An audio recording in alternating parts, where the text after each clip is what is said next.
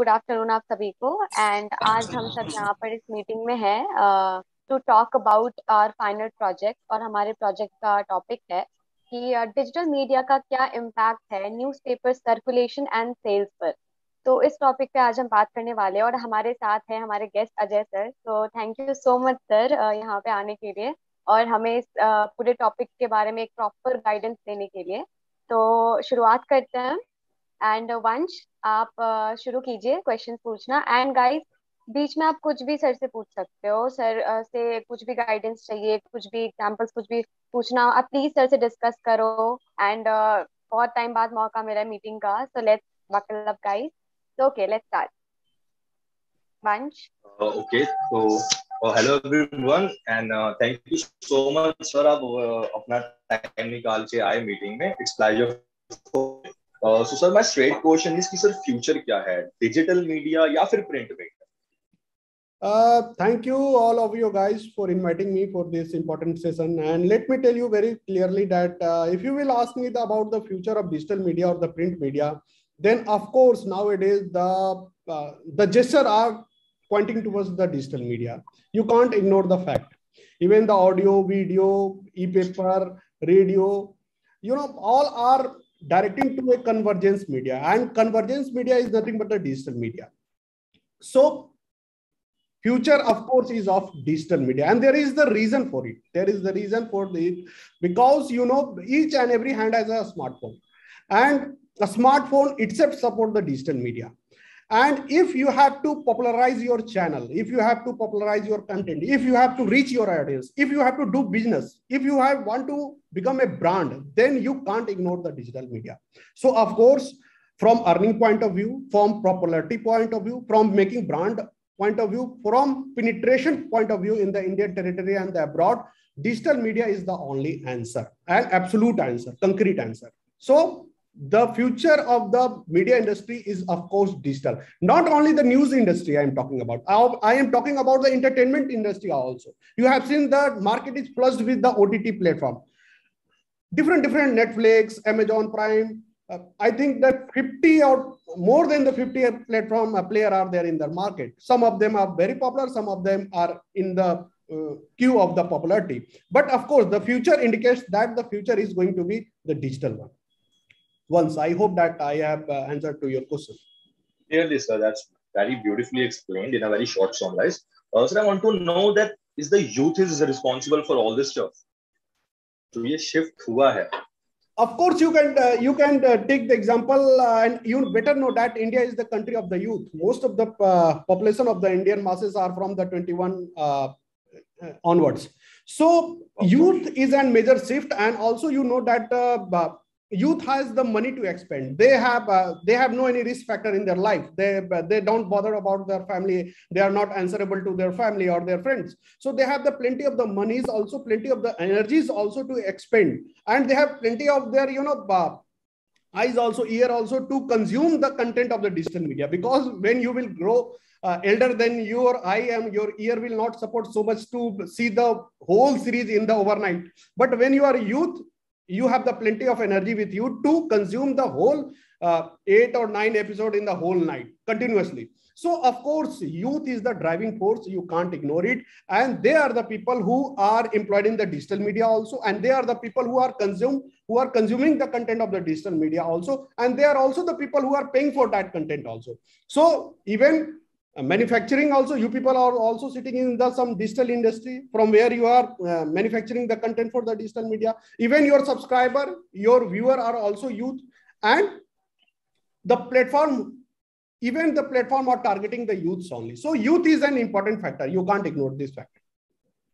Wow, sir,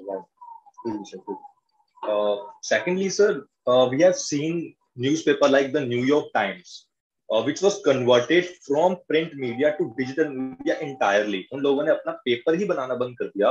तो sir क्या ये फ्यूचर होगा कि हमें प्रिंट मीडिया जैसा कुछ मिलेगा ही नहीं, हमें मैगजीन्स या पेपर में इसकी फॉर्म में हमें कुछ मिलेगा ही नहीं? Is it true, sir? If you will categorically, very categorically, if you will talk this thing, or you will take example of the Indian context, then I will be little bit, disagree with your statement. America के नागरिक के पास mobile बहुत है, laptop है, internet है. हमारे देश में अभी ये सच्चाई नहीं है. अगर हमारे, लेकिन पैसा गांव में है, आप याद, आपके कंज्यूमर गांव में बैठे हैं जिनके पास पैसा देने के लिए है, लेकिन वो टेक्नो फ्रेंडली नहीं है, उनके पास इतना नॉलेज नहीं है या इतना टाइम नहीं है कि वो टेक्नोलॉजी दे। अगर बाजार को उनके पास पहुंचना है, मीडिया का एक उद्देश्य विज्ञापन को जन जन तक पहुंचाना है और खबरों को पहुंचाना है। खबर के द्वारा ही विज्ञापन वो पहुंचाते हैं, बाजार को पहुंचाते हैं, ब्रांड को पहुंचाते हैं। तो अगर गांवों तक आपको जाना है तो आप जो फिजिकल फॉर्मेट है न्यूज़पेपर का उसको इग्नोर नहीं कर सकते हैं। हाँ, उसको सब्सटैंटिएट करते हुए उसके साथ आप डिजिटल प्लेटफॉर्म को भी प्रमोट कर सकते हैं, वो भी आपके लिए एक अच्छा मार्केट रीच हो सकता है, इनकम हो सकता है। लेकिन आप अभी इंडिया में ये हालात नहीं है कि आप पूरी तरह से डिजिटली आप शिफ्ट कर जाएं। या आप तब कर सकते हैं जब आपकी डिजिटली ही केवल आप करना चाहते हैं, आप पहले से थे नहीं। लेकिन जो ट्रेडिशनल मीडिया जैसे टाइम्स ऑफ इंडिया ले ले, हिंदुस्तान टाइम्स ले ले, जो अखबार है, वो अगर प्योरली चाहेगा कि डिजिटल हो जाए तो वो कहीं ना कहीं अपने मास से समझौता कर रहा है, उसके मास खत्म हो जाएंगे। क्लास बना रहेगा, जो लोग क्लास वाले हैं, जो पैसा पे कर सकते हैं, जो इंटेलेक्चुअल है, उनके पास इंटरनेट है, they will access their content, but the mass will cut off from that. और मास कहाँ है? छोटे शहरों में, गाँव में, जो कि अखबार लेकर पढ़ने में खुशी जाहिर करते हैं और अखबार एक जरिया है, उस पर वो ट्रस्ट करते हैं। अभी भी डिजिटल फ्रेंडली वो बहुत नहीं हुए हैं। तो इंडिया में भी वो टाइम लगेगा, वो अमेरिका वाली हालात नहीं है। लेकिन हाँ, आगे आने वाले 50 या 20-25 सालों में आप ये चेंज देख सकते हैं, लेकिन अभी ये कहना जल्दीबाजी होगा इंडिया में। Sir exactly. बाकी सर अब ये हम देख सकते हैं कि सर इंटरनेट एक बहुत बड़ा मेजर रीजन रहा है इस शिफ्ट की वजह से। तो सर अगर इंडिया में जियो ना आया होता फॉर एग्जांपल, तो सर क्या इतना बड़ा शिफ्ट आता? हर इंसान के पास इंटरनेट तो उस समय था ही नहीं, और था भी तो बहुत कॉस्टली था।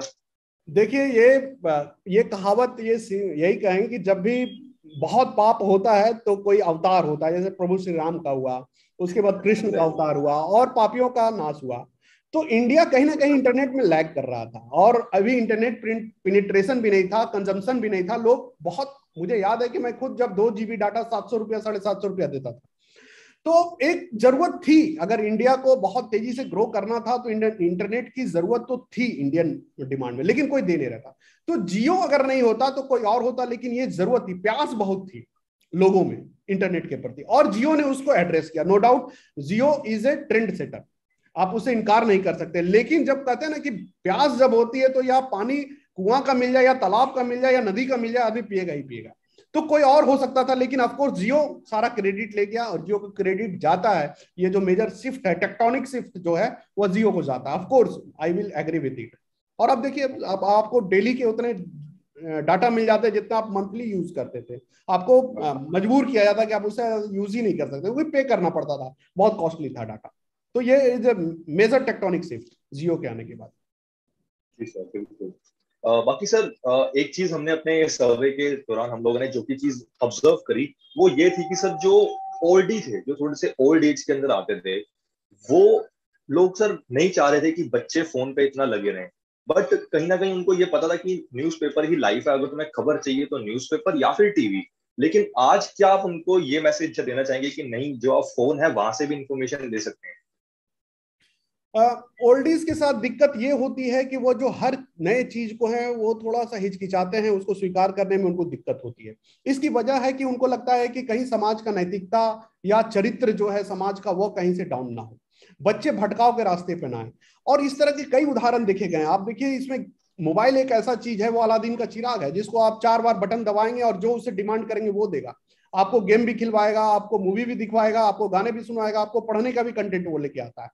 तो ओल्डीज को ये डर है कि कहीं अलादीन का चिराग घस के कोई ये बच्चा ना कहे कि how to make money online through fraud ये ना सर्च कर बैठे। तो उनकी डर लाजमी है, उनको एड्रेस करने की जरूरत है। उनके कंसर्न को तभी एड्रेस किया जा सकता है जब बच्चे ओपन होकर डाइनिंग हॉल में बैठ के कंटेंट को एसेस करें, वहां पे लिखे पढ़ें, धीरे धीरे उनका फिर डेवलप होगा। लेकिन आप जब कमरे बंद कर लेंगे और एकदम एकांतवास में जाएंगे, जैसे ही ओल्डीज आते हैं आप उनको भगा देते हैं अपने दादाजी को, या उनसे दूर हट के फिर से आप कंज्यूम करते हैं, तो उनके अंदर का जो कीड़ा है वो मजबूत होता है कि कुछ ऐसा कंटेंट वो सर्च कर रहा है, कुछ ऐसे कर रहा है जिसमें कि उसको व्यवधान हो रहा है। तो इसमें कंसर्न बच्चों का भी है कि उनको विश्वास में लेते हुए आप कॉमन हॉल में या कॉमन प्लेटफॉर्म पे कहीं पे बैठ के आप घर में भी एसेस करें, लिखते पढ़ते रहे उनको धीरे धीरे, क्योंकि उनको पता है कि इसमें पढ़ने लिखने की भी चीज है, यहाँ से आप इंफॉर्मेशन, नॉलेज, बहुत सारे आपको ऐसे ऐसे किताब, ऐसे ऐसे फिल्म मिलती है जो बहुत अच्छी अच्छी है। तो ये काम न्यू जनरेशन का है कि उनको ट्रस्ट मिले, उनको इग्नोर करना ठीक नहीं है, उनकी भी अपनी कंसर्न है और उनकी भी अपनी व्यवहारिकता है, उनके कंसर्न को दूर किया जाए। और ये तभी हो सकता है कि जब उनके सामने ही बैठ के आप कंटेंट को देखेंगे और वो खुश होंगे कि आपको देखेंगे कि आप कुछ पढ़ाई लिखाई या कुछ नॉलेज की चीज कर रहे हैं, अपने प्रगतिशील फैमिली के लिए या अपने लाइफ के लिए अच्छा कर रहे हैं, तो वो शाबाशी करेंगे। और हो सकता है कि आपको एक छोटे मोबाइल से एक अच्छा स्मार्टफोन भी गिफ्ट कर दें, आपको प्रमोट करें कि आप लैपटॉप भी ले लो। ये होता है, बच्चे एक बार देख लेते हैं तो आप बड़े गिफ्ट मिल जाते हैं आपको, अच्छा करे ये तो बहुत अच्छा करा और इसको अच्छा बढ़िया। तो ये होता है, आपको डाटा का जो बजट है वो भी बढ़ा दें आपका, क्या और अच्छा डाटा लोगे। बिल्कुल, totally agree with you sir, बहुत अच्छा एक्सप्लेन करा आपने। सर मैं एक चीज देख रहा हूँ कि जैसे यूजर्स का इंटरेक्शन बढ़ रहा है ऑनलाइन, बेसिकली डिजिटल मीडिया में। सर डिजिटल मीडिया पे इंफॉर्मेशन का फ्लो भी बढ़ रहा है, but at the same time sir हमें फेक न्यूज़ेस भी देखने को मिल रही है, हमें फेक जर्नलिज्म प्रमोट होता हुआ दिख रहा है। सर उससे टैकल करने के लिए क्या संविधान है सर, क्योंकि इस चीज का नुकसान बहुत है सर। नुकसान है, लेकिन मैं एक बार फिर कहूंगा कि डाटा इंफॉर्मेशन बहुत है। क्या मार्केट में बहुत सामान बिक रहा है, हर दुकान में खाने पीने को, क्या हम सभी जगह खाना पीना खाते हैं? क्या हर आदमी की अपनी लिमिट है, वो उससे ज्यादा वो कंज्यूम कर ही नहीं सकता है। बल्कि डाटा कितना भी आपके पास, कितने भी पैसे हम दे दें, आप उतना ही खर्च करेंगे जितनी आपकी जरूरत है। बहुत आप करेंगे तो आप खुद ही थक जाएंगे। पैसा खर्च करने के लिए भी आइडियाज होने चाहिए, समय होना चाहिए। आप एक सिनेमा देख के निकलेंगे, वहां मान लीजिए तमाम ऑर्डर दिए, 2,000 5,000 जो खर्च किए, मान लीजिए गाड़ी खरीद ली, आपको मैं अथा पैसा दे दिया, फिर भी टाइम कहां से लाएंगे? तो वही चीज है, इंटरनेट पे डाटा बहुत है, लेकिन आप ध्यान दीजिएगा कि आप और हम वही डाटा को एक्सेस करते हैं जो हमारी जरूरत की होती है। और उसमें कुछ डाटा हम इधर उधर भटकाव में जाते हैं जिसमें फेक होता है। फेक न्यूज बहुत बड़ी समस्या है, और यह समस्या देश की पॉलिटिक्स के लिए, इकोनॉमिक के लिए, समाज के लिए और पूरे सिविलाइजेशन के लिए ये एक प्रश्न चिन्ह है। और ये इसलिए बढ़ा है कि अभी तक इलेक्ट्रॉनिक मीडिया में जो लोग समाचार को दिखाते थे वो जवाबदेह लोग होते थे, उनको एक एजुकेशन होता था, उनकी एक सेंसरशिप होती थी, तो फेक नहीं आ पाता था। लेकिन डिजिटल मीडिया में आपको पता हो कि ये इक्वलिटी और फ्रीडम सबको प्रमोट करती है, लेकिन इसका दुष्परिणाम यह है कि हर आदमी यहाँ पे फ्री होकर जो मन आता है वो कंटेंट को शेयर करता है। अब इसमें मान लीजिए कि कोई कंटेंट आपके हाथ पड़ा और आप उसमें इंटरेस्टेड है, मोस्ट ऑफ द कंटेंट में आप इंटरेस्टेड नहीं होते हैं, आप फेक हो या रियल हो, आपको hardly it matters for you that whether it is fake और the real. But if you are interested in some of the content to whom you consider is the most important and you are worried whether it is fake or the real content, then what you have to do, उसको cross check करना चाहिए। Main stream का जो media है या platform है, उसी विषय से संबंधित क्या कंटेंट है मेन स्ट्रीम में, जो मेन स्ट्रीम की वेबसाइट है जिसको आप ट्रस्ट करते हैं और जो एक रिस्पॉन्सिबिलिटी के तहत कंटेंट देता है, आप वहां से क्रॉस चेक करिए। उसके बाद आप जो इंफॉर्मेशन जहां से आया है, मान लीजिए आपका कोई दोस्त व्हाट्सएप पे भेजता है, आप उसको कॉल करिए कि क्या ये कंटेंट को तुमने वेरीफाई किया या just you have forward to it. अगर वो कहें कि नहीं आई हैव जस्ट फॉरवर्डेड, तो फिर इसका मतलब उसकी क्रेडिबिलिटी पे दिक्कत है। और once you find it incredible, why unnecessarily you will forward to somebody else, और why unnecessarily you will trust to that content, you will just delete और you will just be at par, मतलब आप बस वहीं तक रह जाते हैं। जैसे कि मान लीजिए कोई फटा हुआ नोट हमको मिल गया, अब हम दूसरा को क्यों देंगे, या अब उसको वहीं पे रख देंगे या उसको छोड़ देंगे। तो फेक हो जाने का मतलब ये नहीं कि हम भयभीत हो जाएं, डर जाएं, तो ठीक है, वो न्यूट्रल हो जाना है कि अब इसको हम आगे नहीं जाने देंगे या आगे नहीं करेंगे उसको, उससे बहुत दिक्कत या उसका टेंशन लेने की जरूरत नहीं है। जब कहते हैं ना कि जब अथाह पैदावार होता है तो उसके साथ खरपतवार भी होता ही है। जब किसान पैदा करता है तो उससे आप इग्नोर नहीं कर सके। इंफॉर्मेशन है, फेक न्यूज होगा ही, जितना इंफॉर्मेशन बढ़ेगा फेक न्यूज सिंड्रोम भी बढ़ेगा, फ्रॉड भी बढ़ेगा, लेकिन उसको क्रॉस चेक करना है। अगर वो फेक पाया जाता है उसको आगे फॉरवर्ड नहीं करना है, उसको डिलीट मार देना है या उसको एज इट इज छोड़ देना है, बस यही काम करना है। उसके लिए बहुत टेंशन लेने की जरूरत नहीं है। Wow, sir, beautifully explained, sir. I think, sir, this session ends here. और काफी अच्छे से आपने explain करा इन सारी questions को. We were really confused with these questions, and we had summarized some of the most intelligent questions which we get from online resources. So, sir, thank you so much for clarifying this. And there's one Shristi will question lead from now. एक question sir पूछना था sir, जैसे कि Yes, अभी please, ना, sure. या sir ये print media global survey report आई थी जो जो कहती है कि 2021 तक जो कोविड की वजह से ग्रोथ में लो हो गया था, वो जितने भी न्यूज़पेपर सर्कुलेशन या सेल्स हो रहे थे तो उनकी ग्रोथ में कमी आई थी, बट वापस से 2022 से ग्रोथ हो रही है। तो अब ऑर्डर की जो ये ग्रोथ हो रही है इसमें मीडिया की ग्रोथ बढ़ रही है, तो सर क्या हम मान सकते हैं कि डिजिटल मीडिया के बराबर ट्रेडिशनल मीडिया कॉम्पीट कर सकता है? अभी भी ऐसा टाइम चल रहा है कि ऐसा हो सकता है? क्योंकि डिजिटल इतना स्पीड में बढ़ रहा है, पर at the same time sir जो ये ट्रेडिशनल मीडिया है उन लोगों ने भी इन्वायरमेंटली, जैसे कि जो न्यूज़पेपर के पन्ने होते हैं उन्होंने डिजिटलाइज करना स्टार्ट कर दिया है। अब वो नॉर्मल पेपर नहीं हो सकते, अब वो डिजिटल प्रिंट्स हो रहे हैं। तो सर ऐसे में क्या कह सकते हैं हम कि क्या इन्वायरमेंट को भी ध्यान रखते हुए जो ट्रेडिशनल मीडिया है वो आगे जाकर compete कर पाएगा डिजिटल मीडिया को? देखिए सृष्टि, अगर आप दोनों को आमने सामने रख के देखेंगे तो आपको थोड़ा सा कंफ्यूजन होगा। अगर दोनों को एक दूसरे के पूरक हाँ। समझेंगे तो आपको दिक्कत नहीं होगा। कहीं से भी डिजिटल मीडिया प्रिंट मीडिया का कंपटीटर नहीं है। वह इंफॉर्मेशन का सोर्स है, नॉलेज का सोर्स है। और मान लीजिए हिंदुस्तान टाइम्स या हिंदुस्तान का ही डिजिटल एडिशन है, दोनों का रेवेन्यू तो एक ही मालिक के पास जा रहा है ना, तो वो कंपटीटर कैसे हुआ? मेरा दो दुकान है मान लीजिए, दोनों दुकान से मैं बेच रहा हूं सामान, और एक डिजिटल है और एक ऑफलाइन है। अब दोनों से कस्टमर खरीद रहे हैं, फायदा तो मेरे पास आ रहा, या इंफॉर्मेशन दोनों प्लेटफॉर्म से वही मैं दे रहा हूं। अब इसमें जो एक एस्पेक्ट है इन्वायरमेंट का, ये बहुत इंपॉर्टेंट है। वो इसलिए इंपॉर्टेंट है कि डिजिटल मीडिया को एक इन्वायरमेंटल फ्रेंडली मीडिया देखा जा रहा है। इससे पेड़ों की कटाई रुकेगी, पर्यावरण को जो नुकसान हो रहा है, पेपर को डेवलप करने में जो केमिकल्स का यूज होते हैं वह नहीं होंगे, तो इन्वायरमेंट के लिए अच्छा है। तो इसमें मैं भी इत्तेफाक रखता हूं, सहमत हूं। लेकिन मैं फिर कहता हूं कि देखिए, आपका इंफॉर्मेशन और नॉलेज केवल शहरों तक नहीं पहुंचना है, यूथ तक नहीं पहुंचना है। मेरे ही गांव में, मैं अपने गांव में जाता हूं, कितने यूथ के पास स्मार्टफोन है, उनके पास पैसे नहीं है। उनके गार्जियन उनको पैसे नहीं देंगे 7,000 8,000 के लिए। उनके घर में एक कैंडी फोन है और उसी कैंडी फोन से सब फोन रिसीव करते हैं। आपको वहां तक अगर इंफॉर्मेशन पहुंचाना है, गवर्नमेंट की पॉलिसी है, मार्केट के कई सारे इंपॉर्टेंट इंफॉर्मेशन है, चीफ मिनिस्टर का डिक्लेरेशन है, बीडीओ सीओ का कुछ घोषणा है, तो अब वहां पे तो डिजिटल है नहीं, तो वहां पे आपको प्रिंट ही अल्टरनेट है। और कोरोना में प्रिंट लोग लेना बंद कर दिए थे क्योंकि उनको डर लग रहा था कि कहीं इसके कारण संक्रमण ना बढ़ जाए, लेकिन वापस फिर से हो, क्योंकि इंफॉर्मेशन की नीड इंसान को उसी तरह से, जिस तरह उसे खाने के लिए भूख लगती है, प्यास लगती है, वो इंफॉर्मेशन भी चाहता है। और या तो उसको कोई माउथ इंफॉर्मेशन मिल जाए, या तो अखबार पढ़ के मिले। और अखबार पढ़ के इंफॉर्मेशन लेना और उसको साझा करना एज ए इंटेलेक्चुअल वर्क, तो कोई भी इंटेलेक्चुअल समाज में बनना चाहता है और वह उसके लिए अखबार पढ़ेगा ही पढ़ेगा। तो अभी भी भारत गांवों का देश है, अभी भी इनकार नहीं किया जा सकता। Major population of the Indian masses are in the village. तो अभी भी आप न्यूज़पेपर से समझौता नहीं कर सकते हैं, उसके जो प्रिंट एडिशन है उससे समझौता नहीं कर सकते हैं। और ये भी मैं ट्रेंड बता दूं कि डिजिटल कई सारे जो न्यूज़पेपर है, जिसमें आप ये देख ली, इंडियन एक्सप्रेस है, हिंदू है, उन्होंने अपने डिजिटल एडिशन पे पैसा लगा दिया है। यानी कि आप अगर उनके डिजिटल साइट पे जाएंगे तो 10 आर्टिकल आपको फ्री में पढ़ सकते हैं, उसके बाद आपको सब्सक्राइब करना पड़ेगा, जिसके लिए वो चार्ज ले रहे हैं। तो ऐसा नहीं, अखबारों ने भी इसके लिए एक मोडस ऑपरेंडी खोज के रखा है कि अगर हमारे अखबार के सर्कुलेशन डाउन होते हैं तो डिजिटली भी हम इनकम कर सकते हैं। और वो काम कर रहा है। इंडियन एक्सप्रेस बहुत दिन तक फ्री रहा, वो भी कर रहा है, द हिंदू कर रहा है, और भी कई अखबार, अभी टेलीग्राफ वगैरह सब फ्री है, लेकिन आगे आने वाले समय में वो भी ऐसी करेंगे। तो उनके लिए रेवेन्यू का सोर्स या उनके लिए कस्टमर का सोर्स, रीडर का सोर्स कहीं कम नहीं जा रहा है। उनका शिफ्ट केवल होगा, हृदय परिवर्तन जो कहते हैं ना, इस धर्म से निकल कर उस धर्म में चले गए, या इस डॉक्टर से छोड़कर उस डॉक्टर के पास चले गए, तो ये केवल शिफ्ट होगा। बाकी उनकी जो रेवेन्यू है, पब्लिसिटी है, स्टारडम है, रीच बढ़ेगी, स्टारडम भी बढ़ेगी और रेवेन्यू भी बढ़ेगी। यानी कि मीडिया इसको अच्छे रूप में देख रहा है, ये अच्छे संकेत है मीडिया के लिए।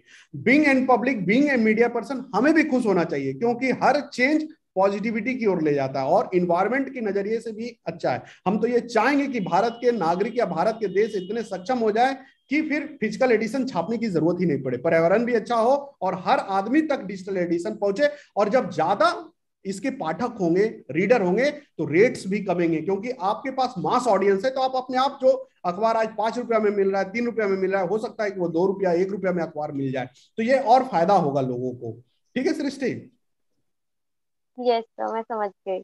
हम्म। जी सर, Hello. बिल्कुल अच्छे से समझ गई। हाँ जी।